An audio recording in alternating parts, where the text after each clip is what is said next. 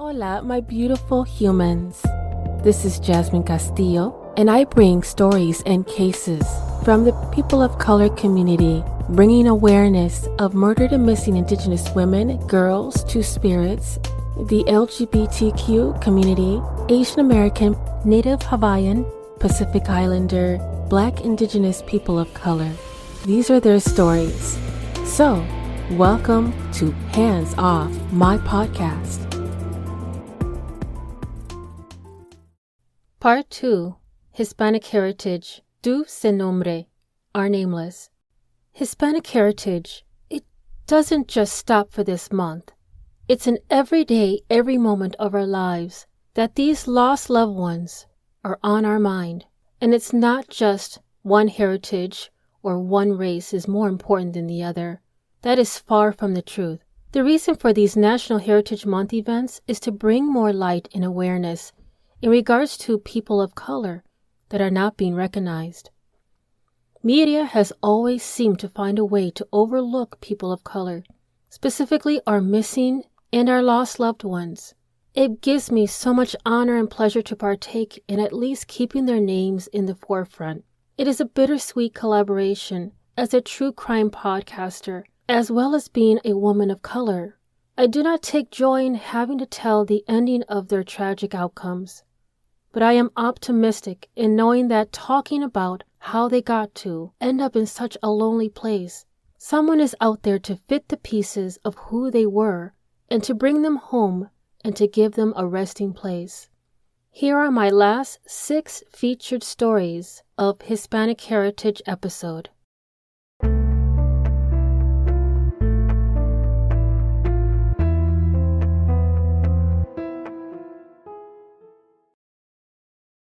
Baker County John Doe.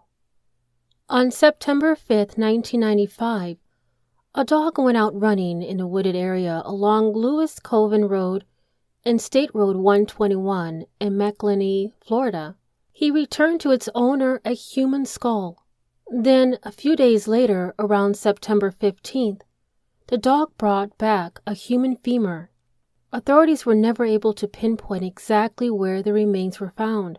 No teeth were recovered and no evidence of trauma was present. No root structure indicates either he lost his teeth a long time ago or he was edentulous from birth. He is currently undergoing testing by the DNA Doe Project. Subsequent DNA comparison determined the bones to be from the same individual. Authorities estimate that the remains have been in the woods for approximately 6 months after the man died, putting his death sometime in early 1995. At first, the forensic anthropologist who examined the remains determined they were from a white male over 25 years of age. Yet, just recently, in September of 2022, it was revealed that he was of Hispanic ancestry and had ancestral ties to Colombia. Even though they were able to confirm his ancestry, there isn't a rendered drawing of him created.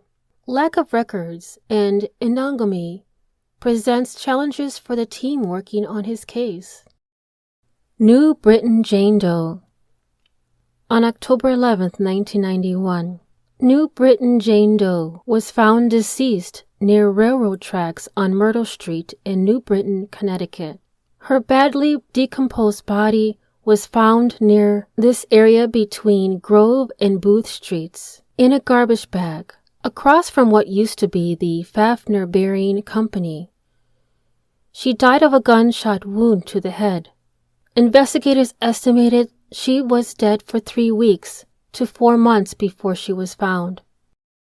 Gwinnett County John Doe. This John Doe is also known as Buford Doe, from Buford, Georgia, and Gwinnett County. On July 21, 2015, a water crew clearing the wooded area found Buford's partial skeletal remains. They were contracted by the Buford Sewer Authority, and they were clearing brush between sewer covers when they saw a skull.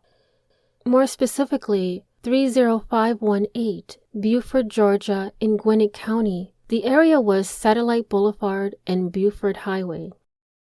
A Nameless created a profile on July 31st of that year.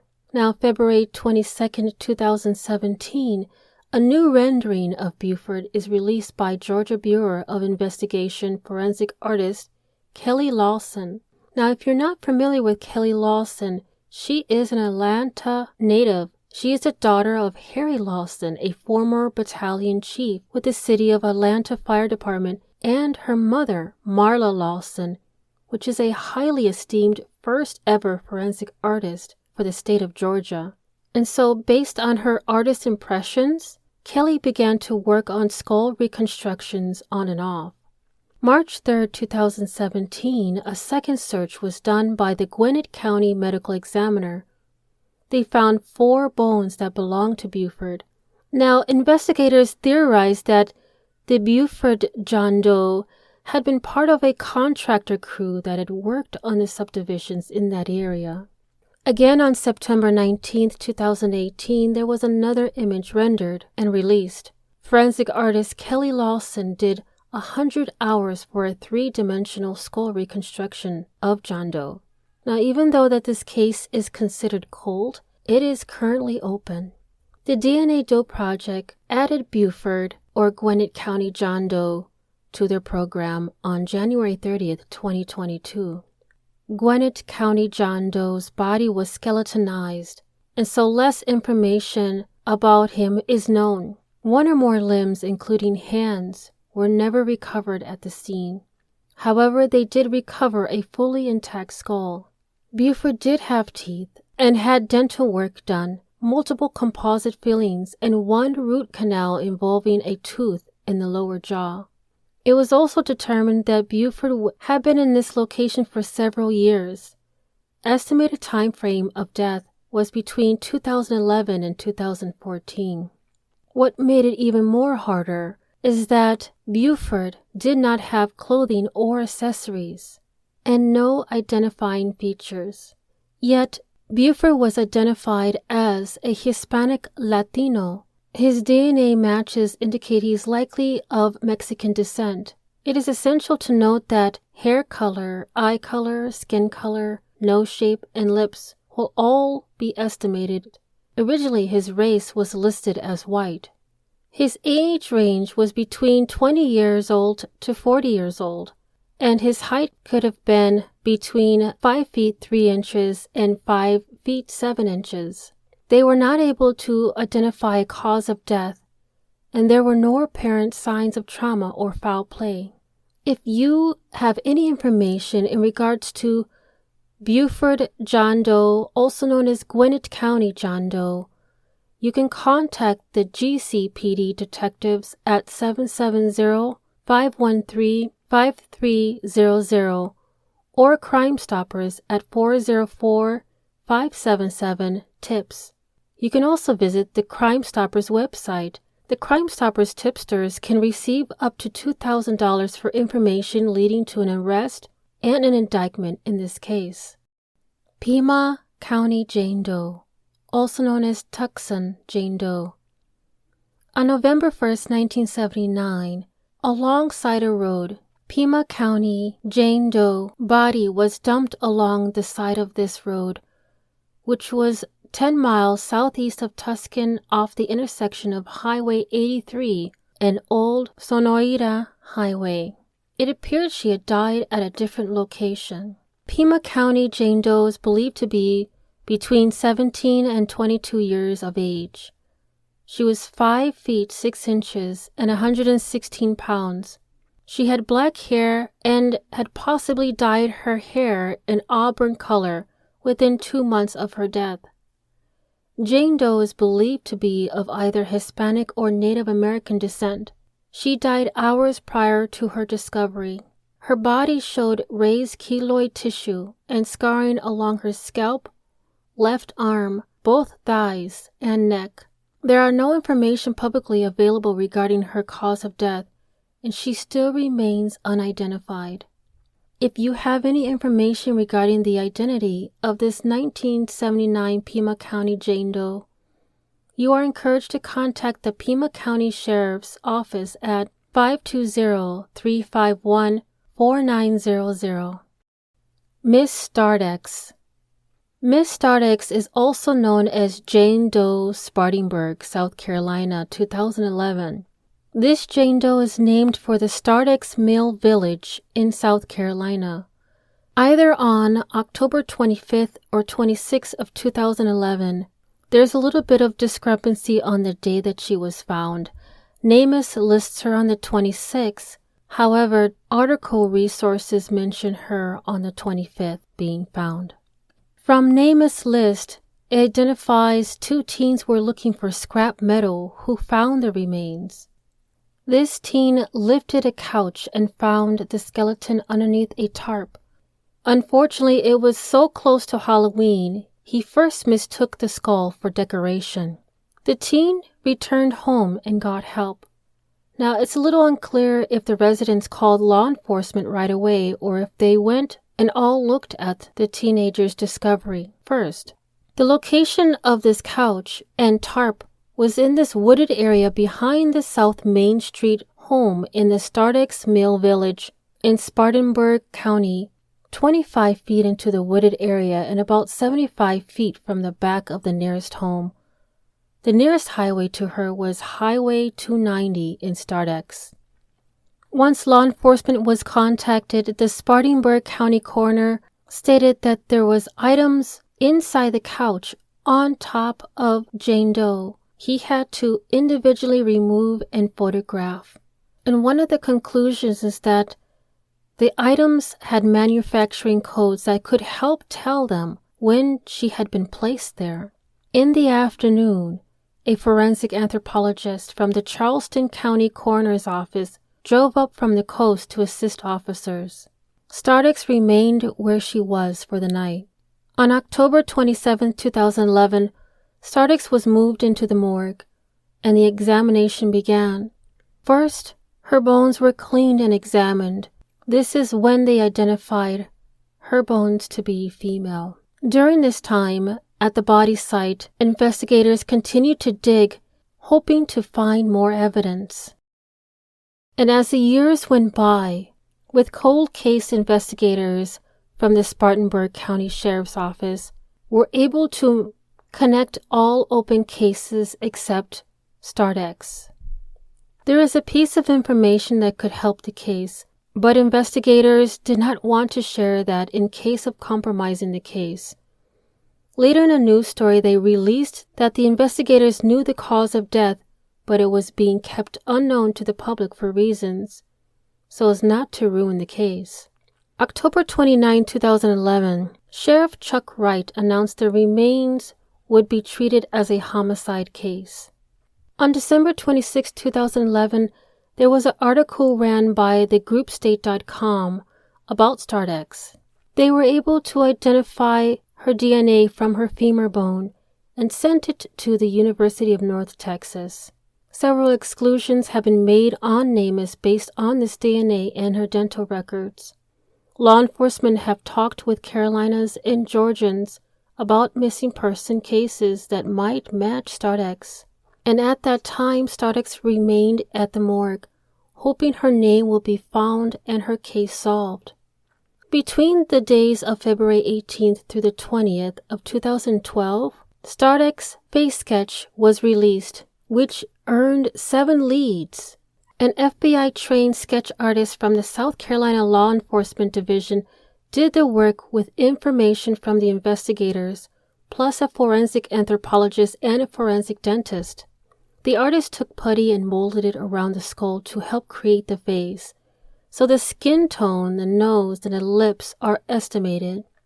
On June 29, 2019, the Doe Network added Startex to their system with information about her discovery and body condition. They updated her weight and assumed to be of average build.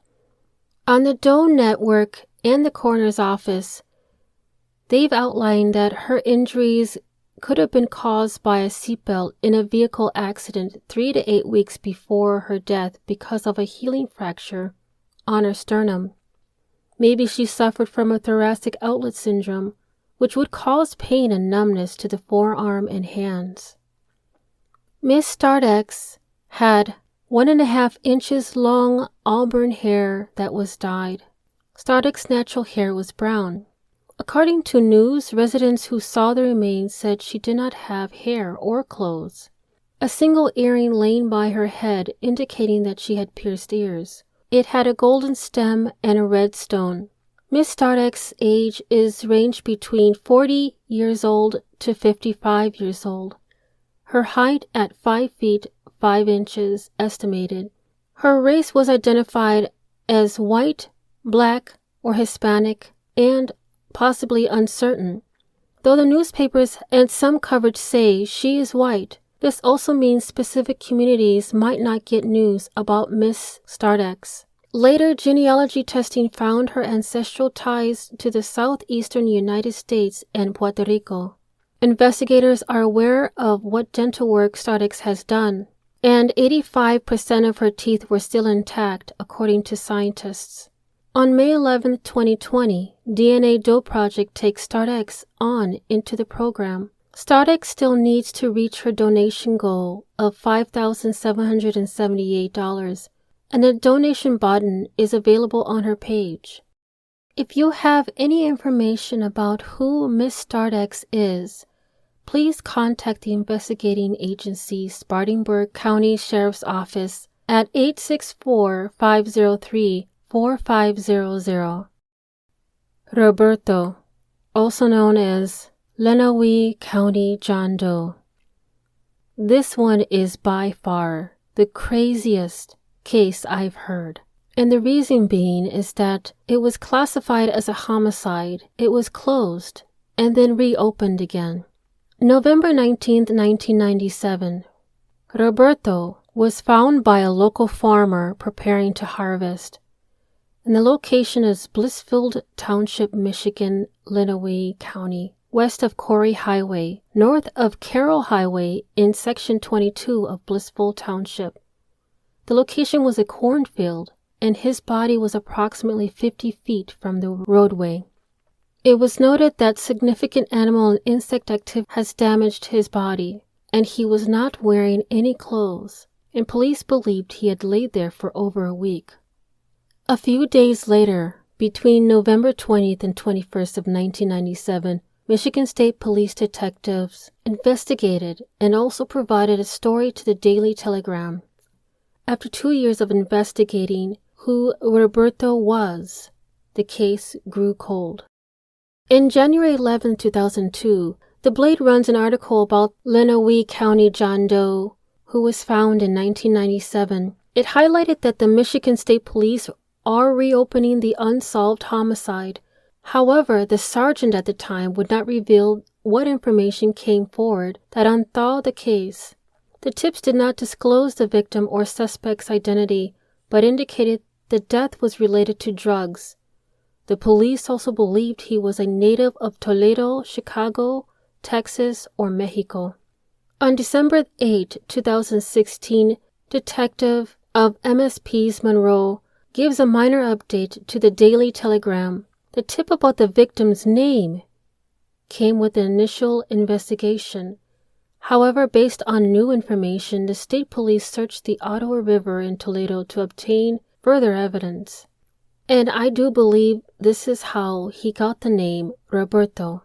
Now, on February 6, 2017, Local 23 runs an article about the cold case again. The Michigan State Police, Federal Bureau of Investigations, and Northern Ohio Violent Crime Task Force reinvestigate the case. They believe Roberto is from McAllen, Texas, and he was married with children. They think he had been going to Chicago, Toledo, Ohio, or Michigan. This John Doe was driving an older blue or black Ford Taurus when he was murdered in Michigan.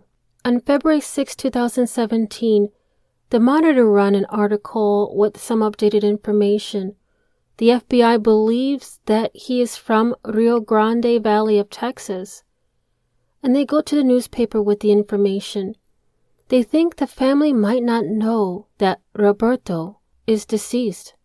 They announced at the time that they were looking for an associate of Roberto called Belon, who drove a '96 red Jeep Cherokee and was also from McAllen, the Texas area. Belon may have worked or owned an auto service shop, and at the time he would have been around 30 years old. Now, Belon means hairless or bald in Spanish, but it can also be a common last name. Now, in 2017, McAllen police did not find any missing persons from there that matched Roberto's description. It is possible Roberto and his family were undocumented immigrants, rumored that the family searched in Chicago for him. And in December 5, 2019, DNA Doe Project created an active case for him. Roberto, or Lenawee County John Doe, was age-ranged between 20 to 40 years old. And on Nameless, there's a sketch available for his face that has been done from a witness interview. The drawing, supposed to be of Roberto, identifies him as white or Hispanic. The description includes that his skin is of a light complexion. There were no scars or tattoos. His height is about 5 feet 8 inches, estimated 150 pounds, and he was laying underneath a layer of snow at the time of his discovery. Now, according to other sources, that his head and hands were missing, and they were purposefully severed. Investigators have posted in and out with comments underneath the DNA Doe Project's posts, and according to the investigators, his death was allegedly a result of or over drugs. They also explained that the investigators did not want to share how they got the tip about Roberto, but they explained that Roberto may have been an alias. It mentioned in other comments that Roberto may have been a Mexican national with 2 daughters in elementary at the time. There is limited information on Belon, who is possibly a witness or the last person seen Roberto. And this person, Belon, perhaps he never went to Chicago with Roberto. The witness who provided the description of him and Roberto apparently knew details about Roberto living in a white-colored house. Maybe Roberto trusted this witness enough to drive him to his house and possibly to Belon's auto shop where he saw him. If you know of any information regarding Roberto, also known as Lenawee County John Doe, or any additional information, please contact the Michigan State Police 1st District Cold Case Team at 313-407-9379. I will have all this information in the show notes.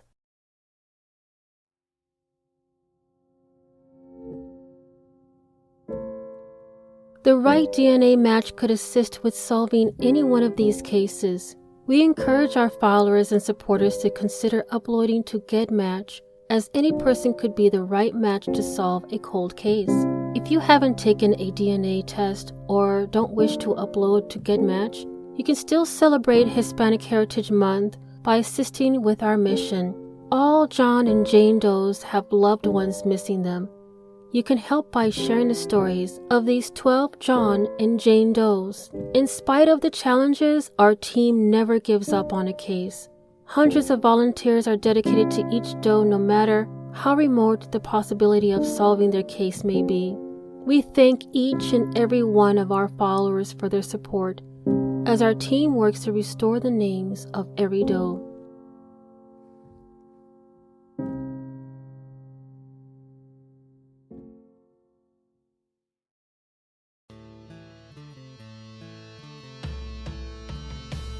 Thank you for listening to Hands Off My Podcast. If you are enjoying the podcast and you'd like to support the mission, I do have a Patreon membership that will help the cause and bring more detail on cases and stories from the people of color community. If you yourself has a lost loved one or a story suggestion, please don't hesitate to contact me at email handsoffmypodcast@gmail.com.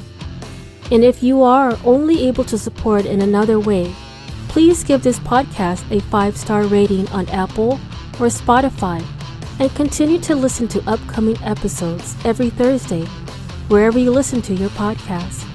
Dios te bendiga.